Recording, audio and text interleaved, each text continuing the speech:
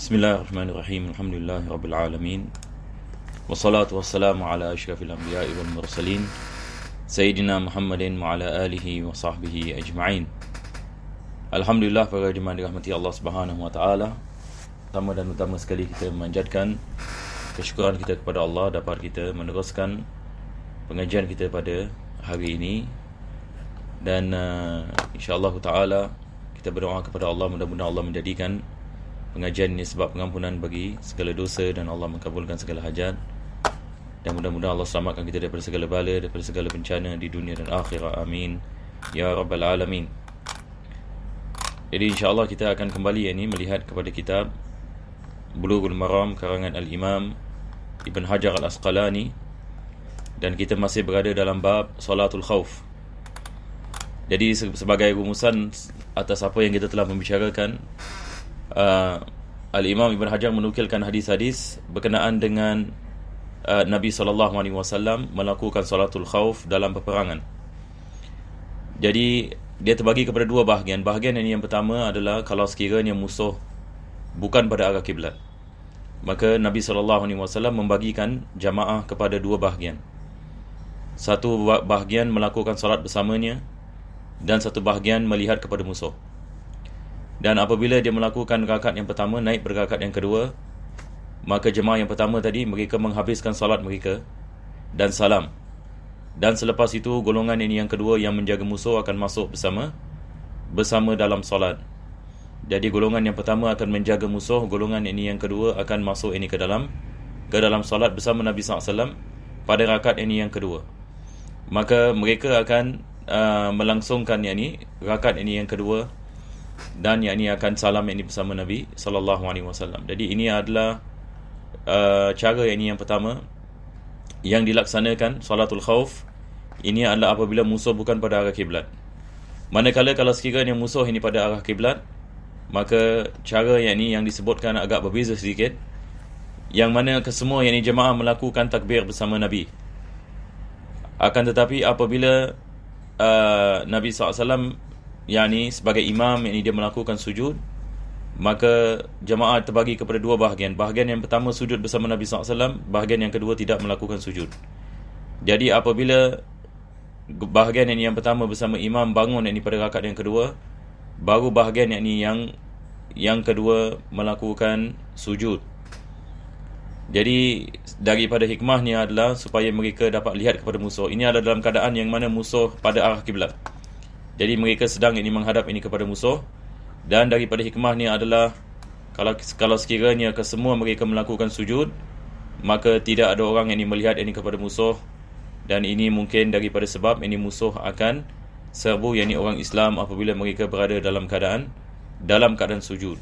Sebab ini yang mahu dilakukan oleh musuh apabila turun ayat-ayat salatul khauf, yang mana mereka apabila mengetahui orang Islam melakukan salat walaupun dalam medan peperangan, maka mereka mengatakan di antara mereka, nanti orang Islam ini akan melakukan salat asar, dan kalau sekiranya mereka melakukan sujud, kami akan serbu mereka. Maka Allah Subhanahu wa taala menurunkan ayat-ayat Al-Quranul Karim kepada Nabi SAW, mengajarkan kepadanya bagaimana nak melakukan salatul khauf. Itu adalah daripada asbabun nuzul, kenapa Allah Subhanahu wa taala menurunkan ayat-ayat berkenaan dengan salatul khauf ini. Yang penting adalah mesti ada golongan yang melihat kepada musuh.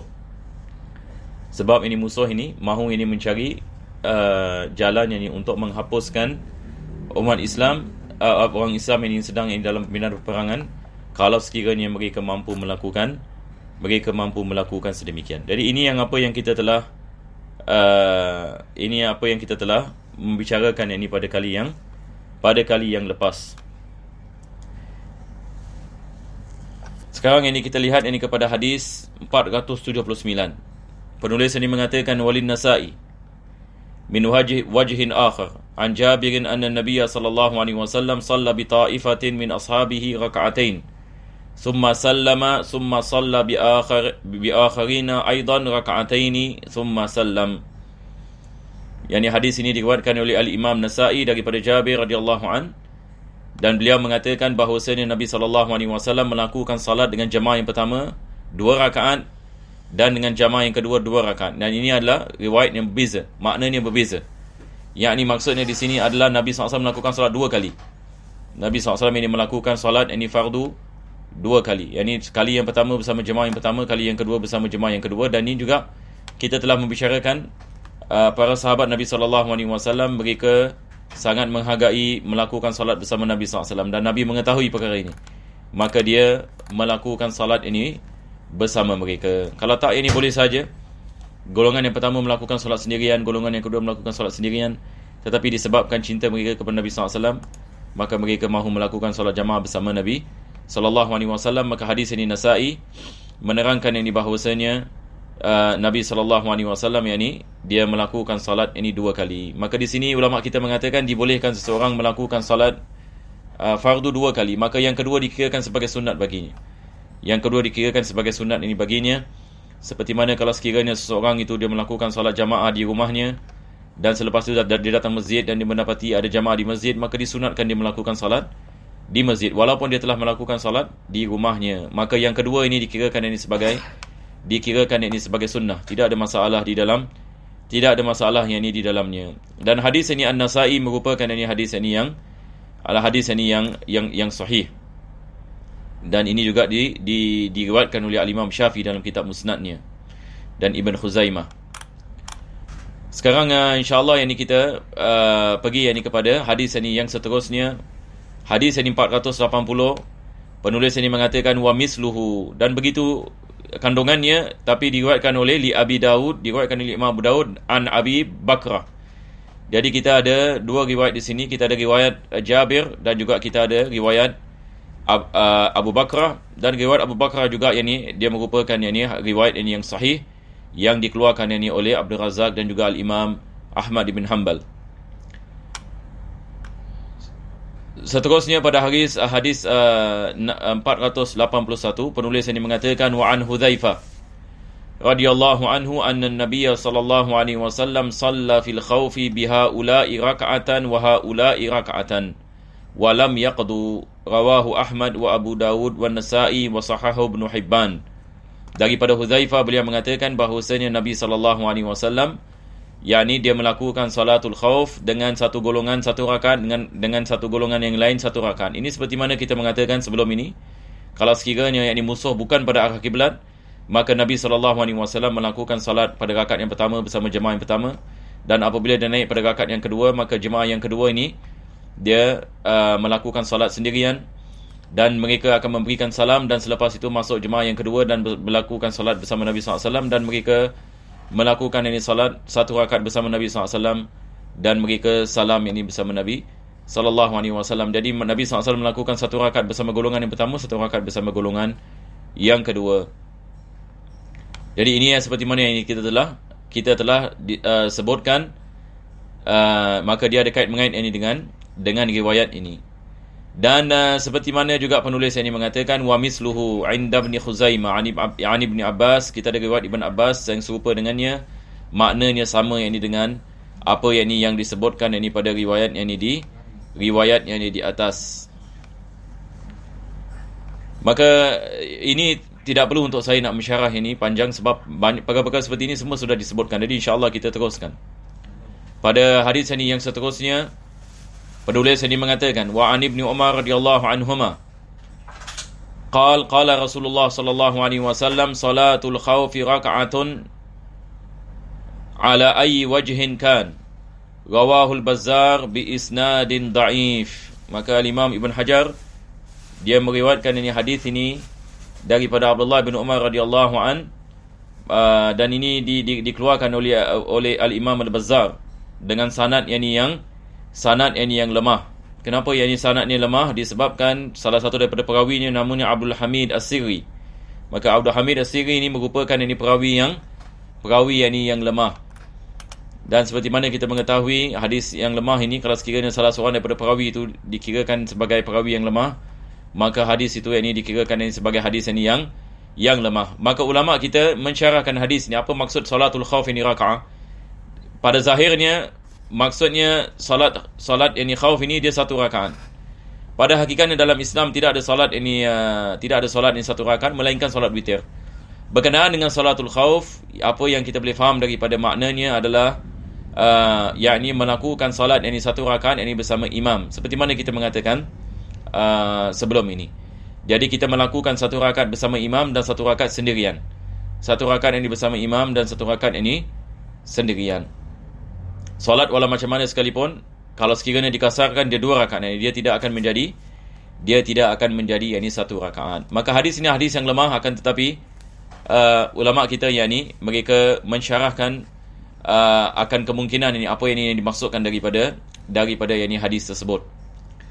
Dan juga daripada Abdullah bin Umar, yakni beliau mengatakan wa anhu marfu'an, yakni disebutkan oleh Abdullah bin Umar, yakni ini merupakan hadis marfu'. Dan hadis marfu' adalah hadis yang disebutkan ini oleh seorang yakni sahabat, yakni oleh seorang yakni sahabat yang dinisbahkan kepada Nabi SAW. Maka beliau mengatakan laisa fi salatil khaufi sahwun, akhrajahu Daraqutni bi isnadin dhaif. Dan begitu juga diriwayatkan yakni oleh Daraqutni yakni dengan sanad yakni yang dhaif. Dengan sanad yang dhaif. Tadi ada silap ya, minta maaf ya. Hadis ini Bazzar, dia adalah hadis yang sangat lemah ya, dia bukan saja hadis yang lemah. Dia adalah hadis yang sangat lemah. Manakala hadis ini Daraqutni yang sekarang kita berada di dalamnya, yang mana penulis mengatakan bi isnadin dhaif, maka ini adalah hadis ini yang lemah disebabkan salah satu dari perawinya adalah Abdul Hamid As-Sirri. Maka ini adalah hadis yang lemah. Yang keempat adalah hadis yang terlalu lemah, yang tidak boleh dijadikan ini tidak dibolehkan ini kita melakukan sebagai hujjah, disebabkan ada perawi namanya Muhammad bin Abdul Rahman. Muhammad ini bin Abdul Rahman, dia merupakan ini perawi yang dhaif jiddan. Dia adalah perawi yang sangat lemah. Maka riwayat yang Abdullah bin Umar yang dikeluarkan oleh Bazzar tidak sama sekali yang ini dijadikan ini sebagai hujjah. Cuma ulama kita membicarakan tentang hikmahnya, seperti mana kita mengatakan, mungkin maksudnya yang ini satu rakaat bersama imam, satu rakaat ini melakukan salat ini sendirian. Berkenaan dengan hadis ini Daraqutni, dia adalah hadis yang lemah disebabkan di dalamnya ada seorang perawi namanya Abdul Hamid As-Sirri. Maka ini adalah hadis yang lemah. Maksud daripada hadis ini, Nabi mengatakan tidak ada dalam salatul khauf, tidak ada yang dalam salatul khauf sahun. Ini sahun ini pada dalam segi yakni bahasa, yakni maksudnya dia adalah seseorang itu apabila yakni dia lupa ataupun yakni dia lupa, dan dengan itu yakni dia melakukan yakni sujud sahwi. Maka salatul khauf ini seperti mana kita lihat, kadang-kala salatul khauf ini dibolehkan yakni kita melakukan pergerakan yakni dengan banyak. Kadang-kala yakni dibolehkan seseorang itu yakni misalan apa kita mengatakan tidak yakni menghadap yakni kepada kiblat dan sebagainya, sebab ini semua dimaafkan. Ini semua ini dimaafkan. Maka apa dimaafkan pada salatul khauf ini berbeza dengan salat yang berbeza ini dengan salat ini yang lain. Sebab salatul khauf ini dibolehkan yakni kita melakukan perkara-perkara yang mana tidak diboleh kita melakukan yakni pada salat yakni yang biasa. Maka tetap ini sah ini salat kita, walaupun kita melakukan perkara-perkara yang dengan sengaja ia dapat membatalkan salat. Tetapi dalam salatul khauf ia merupakan yakni sesuatu yang dimaafkan. Maka dengan ini alhamdulillahirabbil alamin, kita telah sampai kepada akhir bab salatul khauf. Maka sekarang yakni insya-Allah taala kita akan masuk ini kepada bab ini yang seterusnya. Dia adalah bab salatil idain. Penulis ini mengatakan babu salatil idain. Bab ini berkenaan dengan salat kedua hari raya. Al-Idain yang dimasukkan di sini adalah hari raya Idul Fitri dan hari raya Idul Adha. Maka dalam Islam ada beberapa hari ini yang dikirakan sebagai hari raya. Maka kita ada hari raya Idul Fitri, kita ada hari raya Idul Adha, dan begitu juga kita ada tiap-tiap minggu juga kita ada hari raya yang dimaksudkan adalah salat pada hari Jumaat. Maka hari Jumaat adalah hari raya yang ini bagi kaum mukminin. Ini berdasarkan juga dengan hadis Nabi sallallahu alaihi wasallam. Maka perkataan yang Eid ini dia daripada perkataan ada ya'udu. Yang ini disebabkan dia sentiasa ulang. Yang ini tahun demi tahun ini dia akan ulang. Begitu juga minggu demi minggu bagi hari Jumaat ini akan ulang. Maka ia dikenali yang ini sebagai Eid. Maka kita lihat ini hadis ini yang pertama yang dinukilkan oleh Al-Imam Ibn Hajar, ini penulis ini Kitab Bulughul Maram. Maka beliau mengatakan, dan kita telah sampai pada hadis 480 yakni 5. Maka beliau mengatakan an Aisyah radhiyallahu anha, daripada Aisyah radhiyallahu anha qalat qala Rasulullah sallallahu alaihi wasallam al-fitru yawma yuftirun nasu wal adha yawma yudahhin nas, rawahu Tirmizi. Jadi hadis ini diriwayatkan yakni oleh al-Imam ini Tirmizi, dan juga yakni diriwayatkan yakni oleh imam-imam yakni imam-imam yang lain. Yang ini diriwayatkan oleh al-Imam Syafi'i ini misalan dalam musnadnya, diriwayatkan oleh Baihaqi, diriwayatkan oleh Daraqutni, dan diriwayatkan oleh Ishaq bin Rahuya, Tabarani dalam Awsat.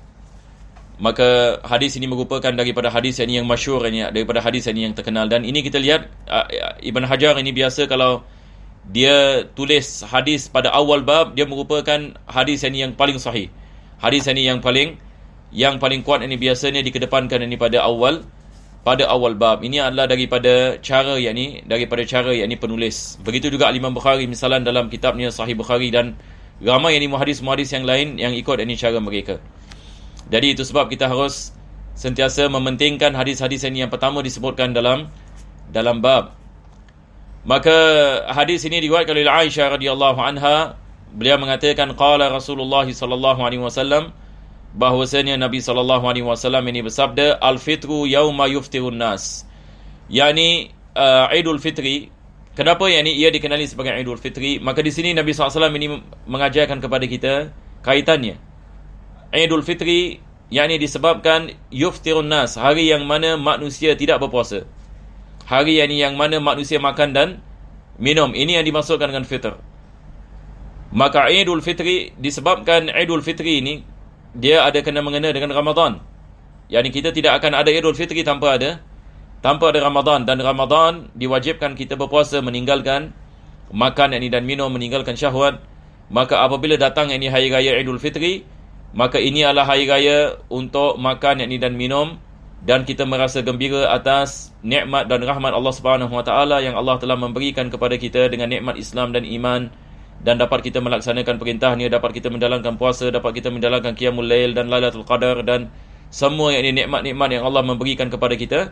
Maka kita bergembira pada hari tersebut sebagai satu kemenangan atas melawan nafsu kita, dan begitu juga melawan was-was syaitan, yang mana dalam bulan Ramadan ini kita dapat membaca Al-Quranul Karim, syaitan-syaitan yang diikat dan sebagainya.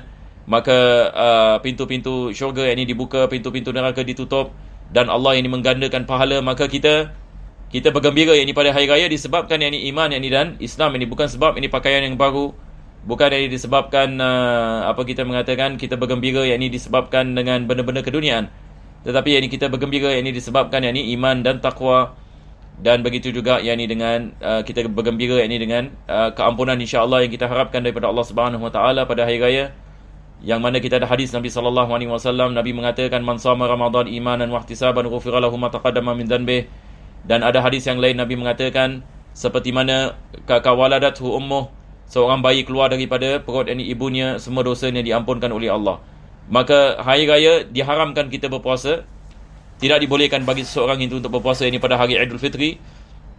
Dan hari Idul Fitri dia adalah hari yang mana manusia membuka daripada puasa mereka dan makan dan minum. Dan ini sebagai satu kegembiraan dan tanda kesyukuran kepada Allah Subhanahu Wa Taala.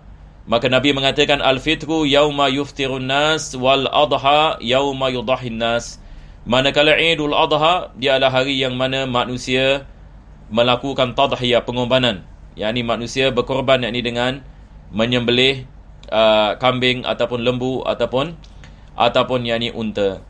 Jadi berkenaan dengan Idul Adha, maka kita kedepankan kesyukuran kita kepada Allah Subhanahu Wa Taala dengan kita melakukan penyembelihan bagi binatang-binatang ternakan yang tiga, sebagai tanda kesyukuran kita kepada Allah Subhanahu Wa Taala, dan juga yang ini sebagai mengingatkan kepada kita akan peristiwa Nabi Ibrahim AS dan pengorbanannya apabila dia diperintahkan oleh Allah untuk sembelih anaknya.